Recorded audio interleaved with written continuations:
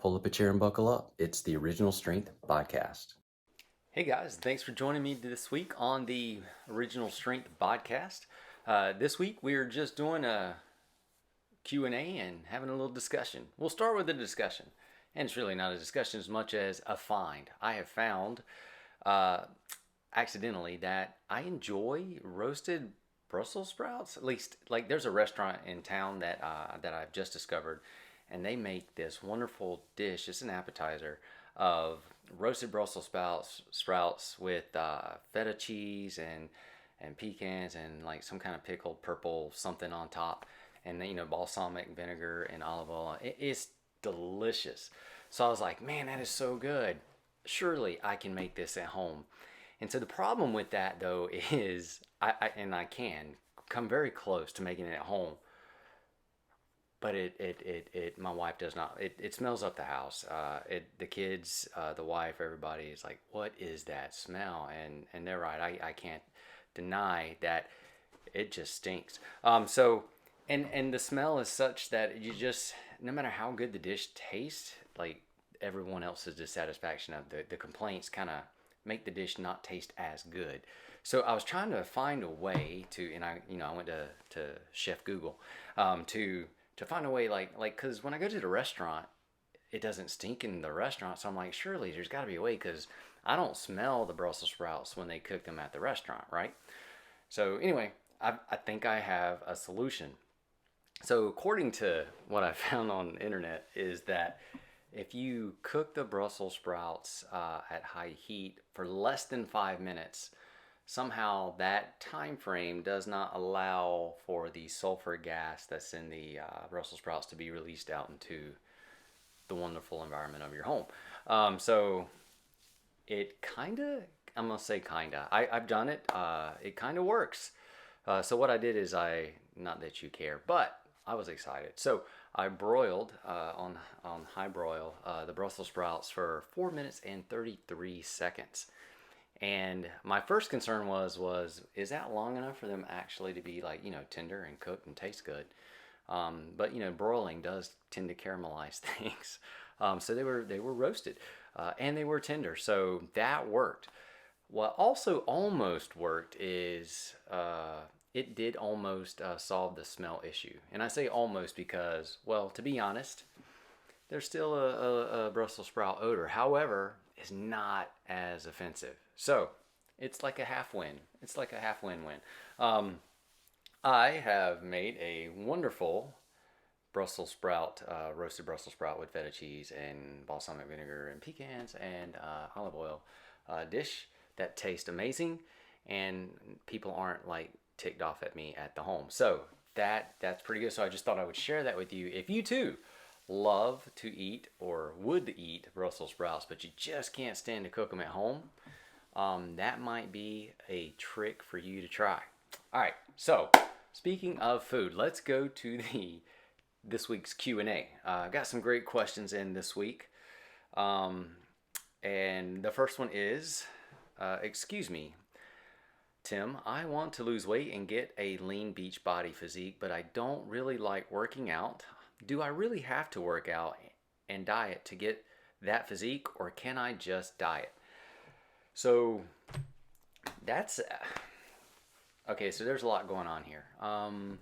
So I do think, yes, that you can diet or alter your lifestyle of eating to lose weight. Definitely, for sure. And I do think you can, if you're active, like if you lead an active life, like you move a lot, you do, like, maybe you're in manual labor. I do think it is highly possible. Like you could do farm work, carpentry work, whatever. You're just not sedentary, sitting in front of a computer all day. I think it is possible to have a good lifestyle nutrition plan and be active and be lean, even muscular, depending on what your vocation is, or just what you do from day to day. But if you're going to want a lean beach body, but you don't want to exercise and you're just not active, that may be you can lose weight and you can be skinny. And then there's a term called, I mean, it's kind of, well, it's called skinny fat. So you can be, small, but still not be, lean and muscular like I think what you're asking. So it is, I know you don't like to exercise or work out or train, but if you could find a way to like it, because what you want to do is like, so you can have great nutrition and you can lose weight, but if you don't have good nutrition that is directed, like it needs somewhere to go. So if you want muscles, you've got to tell your body that you want muscles. You got to give your food a place to go, right? Like you want to take those resources that you're bringing in and tell them what to build, right? So working out in that sense it's like giving an intention for the food or the nutrition that you're taking in. It gives your resources that you're accumulating direction where they need to go. All that to say is that you do kind of have to create a demand. Like it's economics, right? Like you create a demand for muscle and your body will give you muscle. But if you don't create a demand for muscle, your body's not gonna give it to you because, well, it's just not efficient, and it takes so much more energy to keep up that muscle mass um, that you're not actually using. So really, you're kind of playing tug of war with yourself. Yes, you can definitely lose weight with a good nutrition plan. I just don't want to say diet because diets are temporary, and the joke about, well, the word die is in diet. But here's the news: everybody's gonna die, so get rid of that. But diets are temporary, and what you're really looking for is a maintainable, doable lifestyle that you enjoy. And I think people miss that part too. Like you need to enjoy it, and I think you want to enjoy the part where you don't work out. But I think you need to find a way to move that you do enjoy, and a way to move that adds stress to your body that creates a demand for muscle. So, and if you create that demand for muscle, then the food that you take in and the nutrition that you take in, if it's adequate, has a place to go. It's a direction. Your body's like, I need to take this protein and I need to build these muscles over here because this guy just won't stop doing squats. He's always doing squats. He's always loading up his, like taking on this extra load beyond his body weight. So we need to shore some things up so that this gets easier. Because remember, the body wants to be efficient and it doesn't want to struggle. So if you create a stress by training or working out or adding extra load and resistance to your body, well, that's not efficient. Your body wants to become efficient. So it's going to shore up those resources to make you stronger, to build that muscle so that that stuff becomes easy, so that it's efficient. All that to say is you need to do both, I think, realistically. Now, having said that, there is a lot to play in. Well, I'm going to go into my next question with that one, maybe. But if you believe, and this is where we get kind of weird too, if you believe, like if you set your intention and you mentally rehearse the body that you want to have, and you believe that your efforts will take you there, I believe you can have what you want. I believe, but you have to understand this. Your beliefs are like they're like programs, and your body will execute the program, right? But your beliefs though also will facilitate action. So it's not like I can just sit on the couch and watch Netflix and believe I'm going to be ripped like I don't know, pick somebody, Arnold Schwarzenegger. But if I believe I'm going to be ripped like Arnold Schwarzenegger, and my belief moves me into action, then I can train, I can try to eat right. And I chose Arnold, and I shouldn't have, but because in a non-drug use world, anyway, that's another story. The whole liver king thing is that's really popular right now, by the way. But all that to say though is if you have a strong enough belief and you have an intention, then your belief will spur action because you'll believe it, right? You're going to back it up, and then the resources that you take in too will help you direct and build that muscle that you're looking for. I know it's a long way around, but the biggest answer is yes, you can diet to lose weight, but or have a good nutrition. But if you want to have beach body muscles, then you kind of need to tell your body that you want them by creating a demand for them by using them. Unfortunately, but that's part of the fun thing too, because honestly, man, moving's fun. And so it may be that you like moving, you just haven't found the right movements or the right way to train that you enjoy. So I would say experiment and see what kind of things you like to do that put a demand on your muscles and make you sweat just a little bit. All right, thanks for writing in. It was a good question. Next question. This one's kind of fun.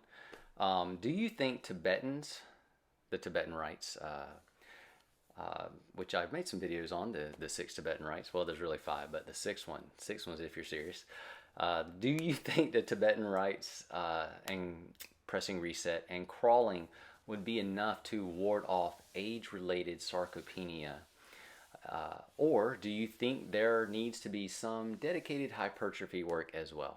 So, age-related sarcopenia is muscle loss as you get older. And so the question is do I think doing the Tibetan rites and pressing reset and crawling would be enough to keep your muscle mass as you age? And this kind of goes back to the other question. It just depends. It depends. Now, if you just ask the Eye of Revelation author, Peter Keller, the premise of the Tibetan rites is that they actually keep you young so that you don't age. And so if they work, and a lot of people really, there's a dedicated following to these five movements, six if you're really serious. But a lot of people really love the Tibetan rites, and for keeping their youth and their for having longevity. So I do think if you did them daily, the Tibetan rites would help you keep a certain amount of muscle mass, a certain amount. So how much would you lose? It just all depends. Now, if you did the Tibetan rites and pressing reset and crawling, would that be enough to ward off age-related sarcopenia? I think so.